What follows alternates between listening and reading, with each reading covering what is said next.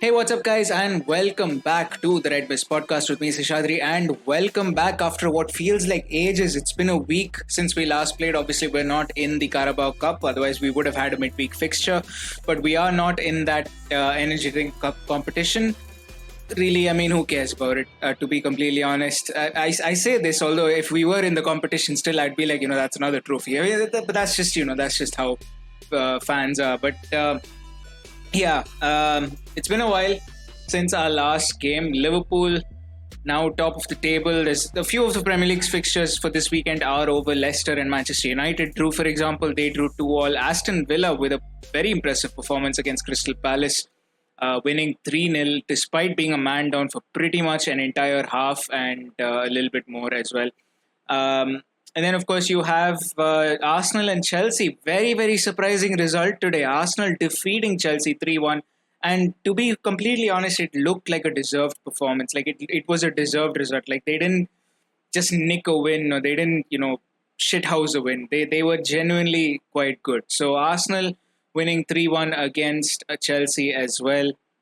A lot of drama in that game, but we're not going to talk about all of that. Hopefully, for the sake of Arsenal fans and their sanity, I genuinely hope this is the start of a good run because I think the next two fixtures are against teams below them. I think they play Brighton and West Brom, if I'm not mistaken. So, hopefully for their sake, for their sanity, I do hope they do pick up some results because right now, even after this win, they are 14th in the league table. They've climbed up a little bit, but they are 14th in the league table and, they still can go behind Leeds and Burnley, who both have games in hand over them. But, it is what it is. We've got we've got West Brom this weekend, West Bromwich Albion, a team that's not a stranger to news in recent weeks. They've got a new manager, Sam Allardyce, Big Sam, who's there right now, and he's replaced Slaven Bilic, and it was really surprising because Bilic got sacked after a 1-1 draw against Manchester City, which in itself would have been a reason, I think, for a lot of clubs to have said, okay, let's just give this guy a couple more weeks. But with the West Brom board thought, enough is enough. Let's just get rid of it, and let's get a new let's get a new manager in charge. I'm sorry if you heard something. That was just my pen falling down on the table. But let's just get a new man in charge and let's see where that goes. But I'm a little surprised, I can't lie, because I did think if there was a club that was going to give someone the sack first, I think amongst the top 6 clubs, I remember saying I had my money on Frank Lampard, which after today's result actually looks kind of good. The odds of that happening have improved a little bit. But I think overall, if you sort of look at the start of the season and the way teams have played, I think my first guess would have been Chris Wilder. 14 games, no wins, just 2 draws, 2 points. It's a dismal record for any manager. And I do think, Sheffield need to make a change for their own good, if not anything else. But, we're not here to talk about them. We're here to talk about West Brom. Like I said, I kind of diverged a little bit off topic there. West Bromwich Albion, not great, not looking great for them this season. They are 19th in the table with 7 points, 1 win, 4 draws, and 9 losses in 14 games. Their 15th is against Liverpool tomorrow. If they win, they would be within 1 point of Fulham, but a win is a very, very hard thing to do considering they are coming to Anfield, a place where Liverpool have not lost in the last 66 games.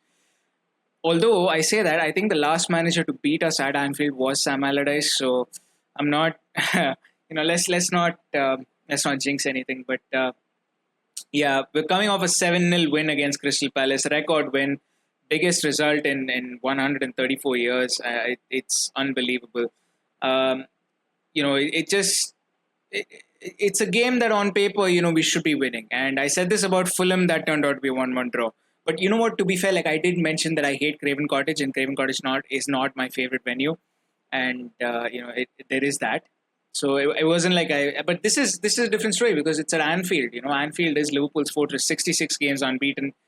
Looking to make it 67. What a calendar year it's been as well. We've seen our first Premier League title. We've seen Jordan Henderson lift that coveted trophy at Anfield after the game against Chelsea. And that was a moment that I don't think any Liverpool fan will ever forget. I think it's one that will live on long. I think it's the first one, isn't it? Like the first ones are always special. Your first kiss, your first girlfriend, they're always special, or boyfriend, however, whatever. they're always special in some way or another. Like it's the first time you fall in love. I keep saying that, but the first time your first paycheck, for example, there's a lot of firsts. The first time you hear your baby's ultrasound, there's a lot of special firsts, and obviously the first Premier League title is special. And 2020, it's been a shit year, can't lie. It's not been an easy year for a lot of people, myself included. And it's obviously, it's a shit year, like I said, and with COVID and the pandemic, and that doesn't seem to be going anywhere, at least not in the near future. But 2020 did have its moments and its good ones, and a lot of people will remember 2020 for the wrong reasons. But I think as Liverpool fans, if you ask us, I think 2020 is a little bit of a special year for us. Yes, we didn't get to witness our first league title in person. Remember back then there were no fans, and that was kind of a difficult thing. But 2020 for Liverpool fans might actually be special. Um, but let's get back to the game at hand. I'm sorry, I'm taking all sorts of diversions here. Um, Game at hand: Liverpool versus West Brom. Let's talk about Liverpool first. We've got a lot of injured players coming back into the team. I think the only real sort of absentees are the long-term absentees, which obviously include Virgil van Dijk, Joe Gomez, Costas Tsimikas, and Diogo Jota. So there's a fair bit. There's a fair bit of time before they can actually step out onto the pitch. There was welcome news though. Thiago Alcantara he has obviously returned into first team training. Jurgen Klopp did say he is not going to be available for West Brom though, so don't expect any magical passes coming from the middle of the park. I think pretty much Thiago's January signing. We signed him, nominally in the summer, but he's pretty much a January signing. James Milner and Xherdan Shaqiri are also back in team training, so that's really good for us as well. And Milner and Shaqiri, they are closer to a return than Thiago. Thiago, I don't expect before January. I do hope that Milner and Shaqiri will be able to play a little more over this period, because I think over the Christmas period we do need manpower. We do need depth, and that's going to be key through this period, especially with the games coming thick and fast from now on. I think we play today, and then I think 3 days from now we play Newcastle, which is not an easy team to play against as well. And speaking of Newcastle, they are actually going to be playing against Manchester City right now. Hopefully they can nick some points off them. I say we because you'll find out in the next episode, in the coming episodes when I do the preview for Newcastle. It's kind of become like my second team, having lived there. But yeah, Newcastle are playing Manchester City. That won't be an easy game for us either. Meanwhile, for West Brom, they will be without Jake Livermore. They will also be without Connor Townsend, Hal Robson-Kanu, and Kyle Bartley as well. So, yeah, it's going to be a little bit. See, the thing with Sam Allardyce's teams, how they play. It's your solid, banks of four defending, long balls up front. Just get the ball to the striker, and then don't know. Cute passes, no need for your Messi Rosals, for example. Although, to be fair, I say that even Arsenal haven't found a need for him, apparently. But, well, let's not get into that. Yeah, I mean, Sam Allardyce, how they're going to play. They're very predictable. They're going to be hard to break down. It's just, look, with West Brom, I look at their team and I know how they're going to play, but I just don't see them staying up. Just not because they can't. I mean, it's just the quality of players that they have just doesn't seem to be up to the mark as far as Premier League football is concerned. And the players that they really expected to step up, which was Grady Diangana, who they got from West Ham, and Mathis Pereira, who they've got as well. Those guys haven't quite lived up to their reputation, so it's unfortunate. Look, West Brom on their day can be really, really good. They are capable of some good football, but I don't think that's going to come out under Sam Allardyce, and I just don't think they have enough to play the way Big Sam wants and still win. I just don't think that's a valid. I just don't think that's a valid argument, because I don't think they'll have enough to stay up, to be completely honest with you. I do expect a lot of rotation for this game because I do think Newcastle will be a little bit of a tougher challenge as compared to West Brom. So I do expect a fair bit of rotation. Now, um, we'll look at West Brom's 11 first. I think the potential 11 for West Brom is going to be Johnstone in goal, Furlong, Ajayi, O'Shea, Gibbs. That's your back four. Sawyer's in defensive midfield, Phillips, Pereira, Gallagher, Diangana, and Grant up front. So pretty much a stock standard lineup. I don't think there's going to be a lot of changes. I do, I do think we're gonna. I do think we can. We can easily beat them. I say that, but I do think we can easily beat them. They'll try to make life difficult for us, but I really can't see a way West Brom wins this game. Like even Fulham, over the last few weeks, before we played them, they've been playing well. They'd gotten good results. I could see them sort of nicking a point, and the way we played that game, the first half especially, we were just really bad. So I could see them, but West Brom, again, it's a case like Fulham. Unless we do badly and West Ham take advantage of it, I just can't see West Brom winning or even nicking a point. Like I just can't see West Brom taking a point as well.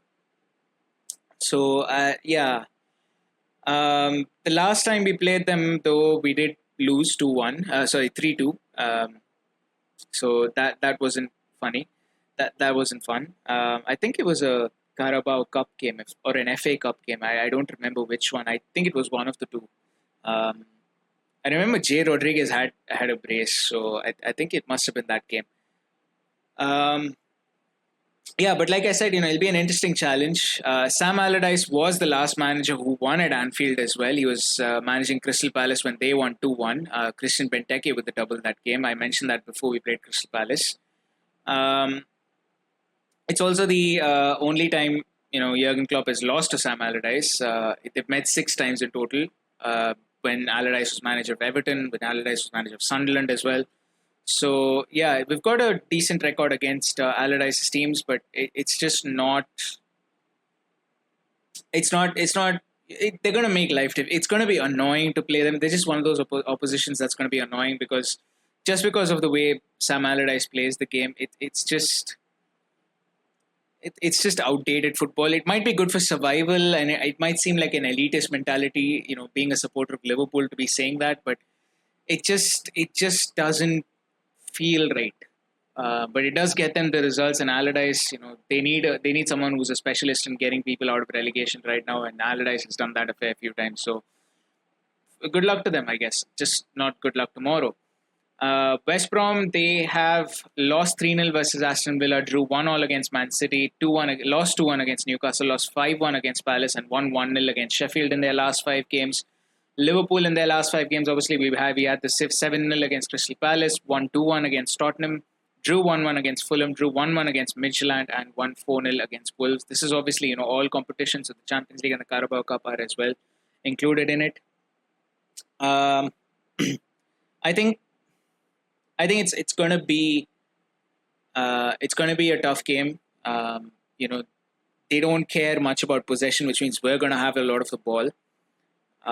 So I think it's just a matter of breaking them down. It's really just as simple as that. Just get that goal, hook or crook. Just get that goal. That's pretty much how West Brom are going to be playing. And that's pretty much how we've got to play as well. Do whatever you want. It doesn't matter how the goal goes in as long as it goes in for us. So yeah. The game itself kicks off at 4:30 GMT, 10 p.m. in India. If you're listening from here, and it's I really don't have much to say. It's going to be a good game. I think as far as lineups go, I don't quite know. I think a lot will depend on what lineup is played tomorrow, because based on tomorrow, I can make predictions for the Newcastle game. I do think there will be some rotation. I don't know just how much is going to be rotated. I don't know about that. But yeah, I am actually sleepy right now. I'm recording this after the Arsenal game, so it is quite late in the night here in India. And yeah, I think I've really got nothing more to say, to be honest. But yeah, that's pretty much it for the preview for the West Brom game. I mean, predictions. I'm gonna go for a 3-0. I don't see West Brom nicking a goal this game. I see us scoring. So I'm going to say it's a 3-0 win for Liverpool. And yeah, I mean, it's his first away match as West Brom manager for Sam Allardyce, so it's quite soon. I don't think they'll be as organised as they would be if they had a full season under him. So yeah, it is what it is. Fabinho could make his 100th appearance tomorrow, so here's wishing a good game for him if he does start. And yeah, that's pretty much it for me from my preview West Brom. Hope you guys enjoyed the episode. Thank you for supporting the podcast.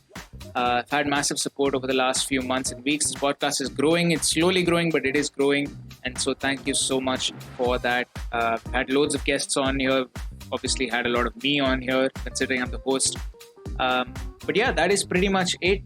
That is pretty much it from my side.